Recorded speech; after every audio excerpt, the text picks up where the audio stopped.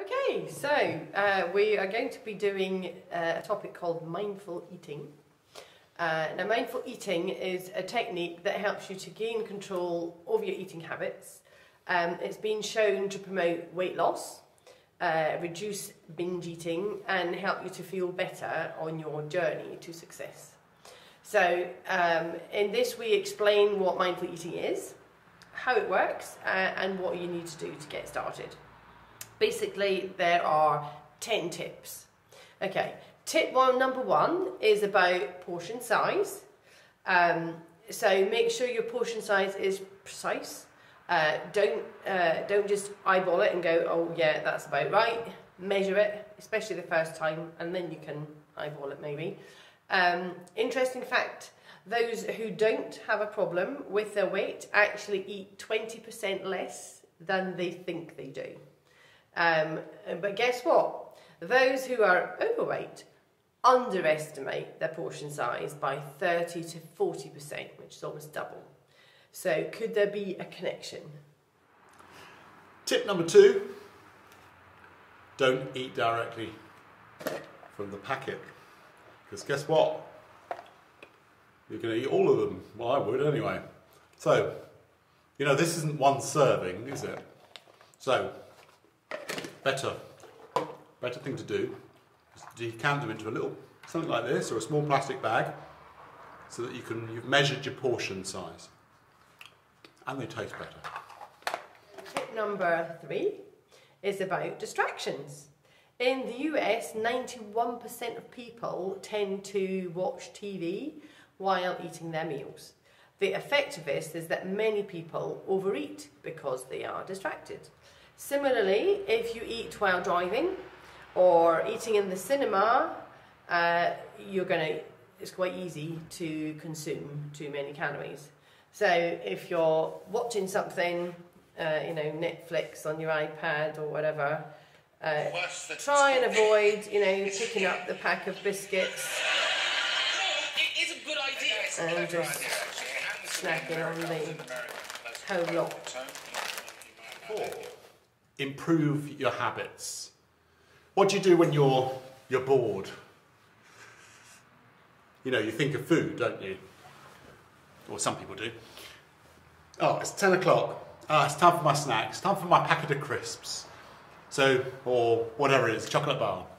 So you get up, if you're at work, off you go to the shop, buy your chocolate bar at the machine or the shop, and eat it. So the trigger is 10 o'clock, or something like that. The trigger's that routine. Off you go and buy it.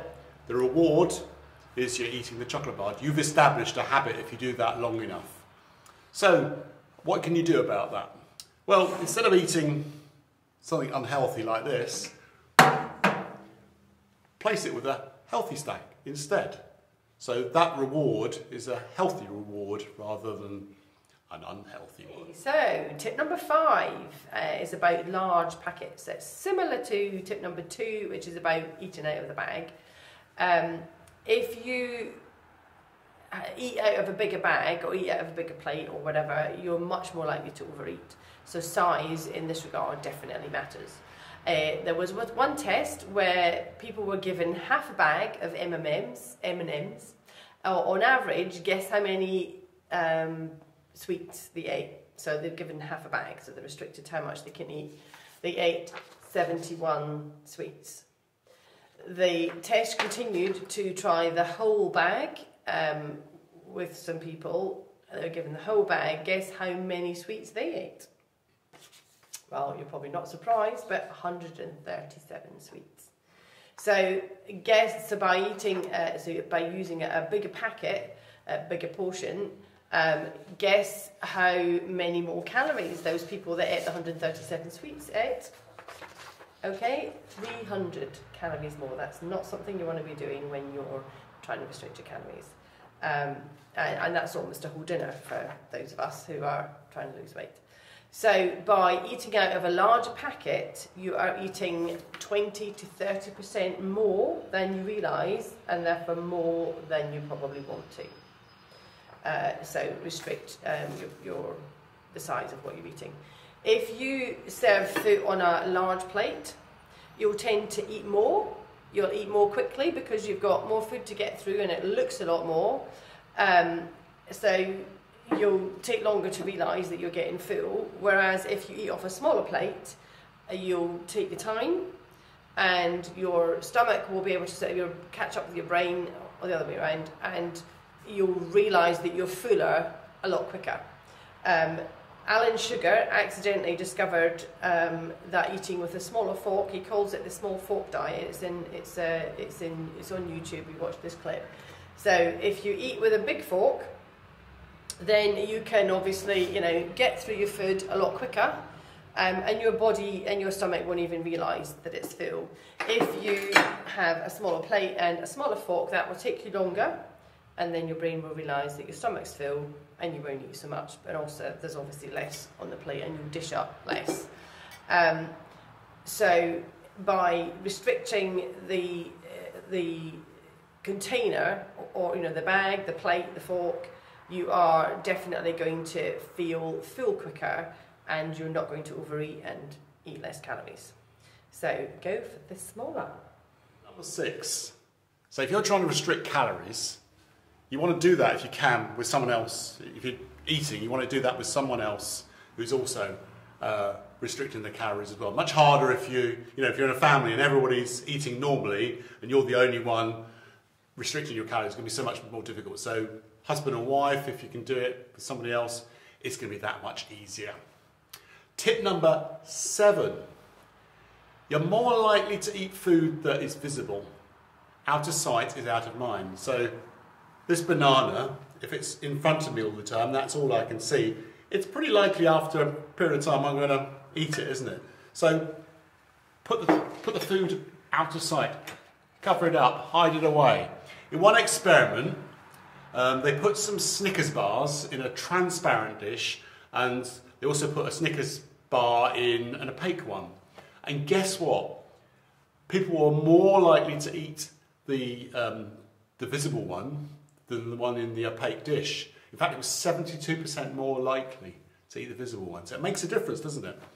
So if you're really serious about reducing your calories, why not go around your house and hide away any visible food? Anything, put it in the cupboards, put it in the fridge. Don't leave it around so that it's going to tempt you when you go past it and you see it and you think, that would taste nice. And also, why not replace any sweets that you might leave around or anything you know you shouldn't be eating? Why not replace it with something else, maybe fruit? So leave the fruit in sight so that you're tempted with good calories rather than bad ones. Another temptation could be you're on the way home from work and you pass that McDonald's or that whatever it is, and you smell that smell coming into your car, and you think, oh, and you start dreaming about cheeseburgers. So tempting, isn't it? So what could be the solution to that? Well, why not just go a different route? You know that it's going to tempt you, so just go a different way home. Of course, supermarkets, they lay out their shops so that we smell that nice bread.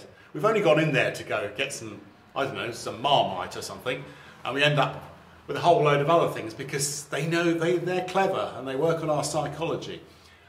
So what's the answer to that one? How can we defeat their strategy? Well, take a shopping list with you of actually what you want to buy before you go into the shop and stick to it. Only buy those items. Don't give in to the temptation. This is tip number 8. It's about fat-free products. Unfortunately, the labelling of some products can mean that fat-free can be deceptive and maybe have more sugar. So do check your labels. Now I know this is quite a good healthy snack, but it might say fat-free on it or less than 3% fat or whatever, which can be quite deceptive because if it's got less fat in it, then quite often the taste is not as good. And so what they'll do is they'll put a lot more sugar in it to make it taste better. So you might be sacrificing lower fat, which in some cases is healthy, for higher in sugar. So do check the labels, it will tell you on there, and check the ingredients, etc. Also, the fat-free or sort of low in sugar versions, quite often the calorie difference isn't, you know, there's no calorie difference between the unsweetened or the low-fat version and the sweetened version. So you might as well just have the original with the proper ingredients in it rather than, you know, artificial sweeteners or whatever.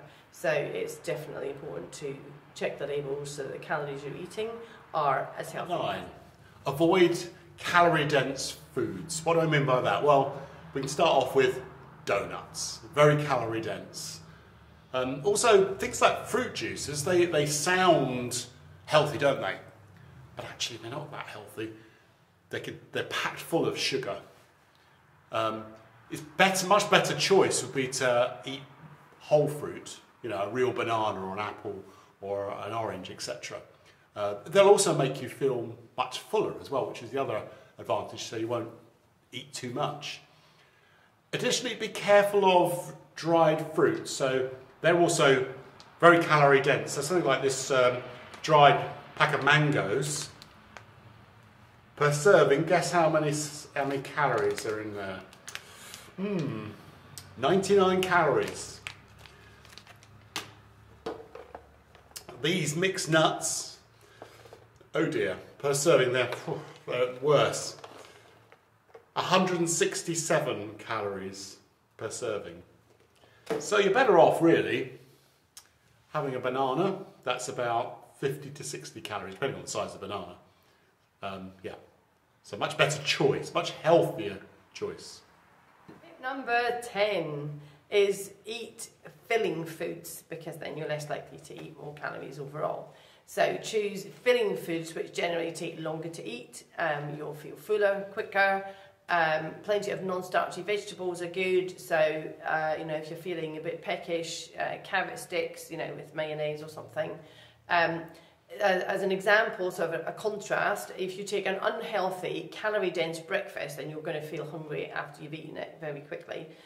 2 donuts, they're 65 grams of carbs, 6 grams of protein, 500 calories. That's really big calories for breakfast, but you're going to feel it's mainly just sugar. A healthy breakfast, in contrast, so 2 slices of toast with a small slab of butter, a couple of eggs, a cup of mixed fruit and a yogurt. That's also 500 calories, much healthier for you. You've got a really good balance of nutrients there, and those calories are going to keep you filled up a lot longer. We've just thought of tip number 11. We're starting to feel really hungry because we've been filming and looking at all this food. So tip number 11 is don't film a course talking about food all the time, because you're going to feel hungry. But anyway, I hope that's helpful. That is the end of the section on mindful eating.